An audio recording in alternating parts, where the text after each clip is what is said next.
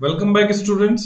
हम लोग 11th class में एनसीईआरटी रीड अलोंग एक्सरसाइज कर रहे थे बच्चों 11th क्लास के टॉपिक्स की। सो फिजिक्स में जो कंसेप्ट है पोटेंशियल एनर्जी का, ये इंट्रोड्यूस होता है वर्क एनर्जी पावर चैप्टर में। So let's start with lecture number 6 in chapter number 6। आप अपनी एनसीईआरटी बुक्स चाहें तो ओपन कर सकते हैं। तो एनसीईआरटी बुक्स जो क्लास 11th की है वो आप खोल लीजिए। सो यहां पर थे हम, article 6.7 the concept of potential energy. समझते हैं इसको। पोटेंशियल एनर्जी का जो कंसेप्ट है उसको कैसे अप्लाई करना है। The word potential suggest possibility और कैपेसिटी फॉर एक्शन। जैसे बोला जाता है ना, क्या आपके अंदर पोटेंशियल है, यानी एक तरह से कार्य करने की क्षमता। अब वो तो एनर्जी होती है, तो यूनिट अमाउंट में the term potential energy brings to one's mind stored energy, जो संग्रहित है, इकट्ठी है। तो stored energy, a stretched bow string है ना, धनुष जो है, possesses potential energy. When it is released, the arrow flies off at a great speed. The Earth's crust is not uniform but has discontinuities and dislocations that are called fault lines. These fault lines in the Earth's crust, यहाँ पर भी बच्चों किस format में रहेगी potential energy? Are like compressed springs, springs के जैसी हैं। दे possess a large amount of potential energy. An earthquake results when these fault lines readjust। तो वो जो प्लेट्स हैं वो रीएडजस्ट होती हैं, तो उसी की वजह से जो है अर्थक्वेक में एनर्जी रिलीज होती है या अर्थक्वेक आता है, ऐसा हम कह सकते हैं। दस potential energy is the stored energy, जो कि डैम में भी हम स्टोर करते हैं पानी को रोककर, by virtue of the position और कॉन्फ़िगरेशन ऑफ ए बॉडी। आपके रूम में अलग अलग जगह पर जो ऑब्जेक्ट पड़े हैं, कहीं किताब पड़ी है, कहीं टेबल कुर्सी बेड, इससे पूरे रूम की एक पोटेंशियल एनर्जी सेट होती है, पूरे कॉन्फ़िगरेशन की, हर एक ऑब्जेक्ट के individual potential energy and according to position of that object पूरे रूम की पोटेंशियल एनर्जी। वो जो बोलते हैं ना नेगेटिव एनर्जी पॉजिटिव एनर्जी, उसी सेंस में है एक्चुअल में। साइंस से अगर लिंक किया जाए उसको, तो कोई भूत प्रेत नहीं है नेगेटिव एनर्जी या ऐसे कुछ। आपको कब अच्छा लग रहा है, कब बुरा लग रहा है, अगर आपको कोई भी काम करने के लिए एफर्ट कम करना पड़ता है, यू फील गुड, तो हम बोलेंगे सिस्टम की पोटेंशियल एनर्जी कम है। हर सिस्टम अपनी एनर्जी कम करना चाहता है, और अगर ज्यादा एफर्ट लगता है you feel bad. So it is just like that. The body left to itself releases this stored energy in the form of kinetic energy. ये potential convert हो जाएगी kinetic में। Let us make our notion of potential energy more concrete. The gravitational force on a ball of mass m, हमें पता है mg mass, उस पे mg weight काम कर रहा है, m mass की बॉल पर ग्रेविटेशनल फोर्स काम कर रहा है, उसका wait mg। g may be treated as constant near the earth surface। हमें पता है हाइट के साथ वो चेंज होता है, ग्रेविटेशन चैप्टर में हम पढ़ेंगे, पर यहाँ हम कांस्टेंट मान के चल रहे हैं। by near we imply that the height h of the ball above the earth surface is very small compared to the earth's radius, जो कि हमें पता है 6400 किलोमीटर है। तो h is very much less than r, so that we can ignore the variation of g near the earth surface, उसको हमने ignore किया। in what follows we have taken the upward direction to be positive। कोई सी एक positive माननी होती है, हमने ऊपर की डायरेक्शन को पॉजिटिव माना। Let us raise the ball up to height h, उठाया उसको। The work done by external agency against the gravitational force is force into displacement force is mg, downward displacement is h upward, so it is mgh। This work get stored as potential energy, system में store हो गया क्योंकि external agency ने work किया, हमने किया।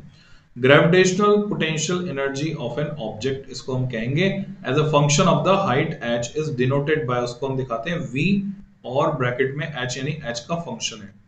बच्चों ये वाला जो नोटेशन है आप इसको कहाँ ढूंढें, कहाँ पे मिलेगा आपको? इरोडो में ये नोटेशन मिलेगा, वी टी, है ना, टी से काइनेटिक एनर्जी, वी से potential energy, and it is the negative of work done by gravitational force in raising the object to that height. तो v function of h is equal to mgh। If h is taken as a variable, मान लीजिए height change हो रही है, it is easily seen that gravitational force F equals the negative of derivative of VH with respect to H। हम इसको prove कर सकते हैं। F equal to minus D by D H of V H.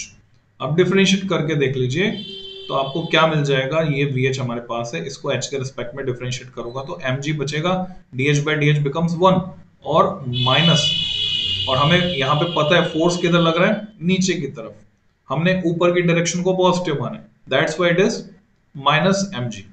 तो मैं समझता हूँ समझ में आ गया होगा आपके, नहीं तो रिवाइंड करके देख लीजिए वापस, समझ में आ जाएगा। The negative sign indicates that the gravitational force is downward, when released the ball comes down with an increasing speed, just before it hits ground its speed is given by the kinematic relation। जो हमने तीन equations पढ़ी थी Newton की, उसको use कर सकते हैं। थर्ड इक्वेशन से आ जाएगा हमारे पास v square equal to 2gh, क्योंकि हमने ड्रॉप किया था तो इनिशियल वेलोसिटी जीरो थी, तो v equal to under root of 2gh ये मिलेगा हमको। This equation can be written as, अगर मैं हाफ m से मल्टीप्लाई कर दूं इधर v स्क्वायर को, तो यहां पर मेरे पास मिलता है mgh।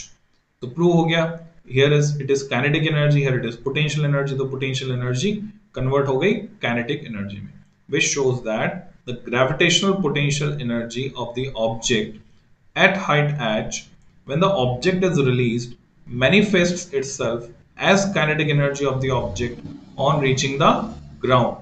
ग्राउंड पर पहुंचने पर किस में कन्वर्ट हो जाती है, kinetic energy. Physically the notion of potential energy is applicable only to the class of forces where work done against the force gets stored up as energy। When external constraints are removed it manifests itself as kinetic energy। वहां छोड़ दिया ले जाके हमने, तो वापस वो kinetic energy में convert हो जाएगी। Mathematically for simplicity in one dimension the potential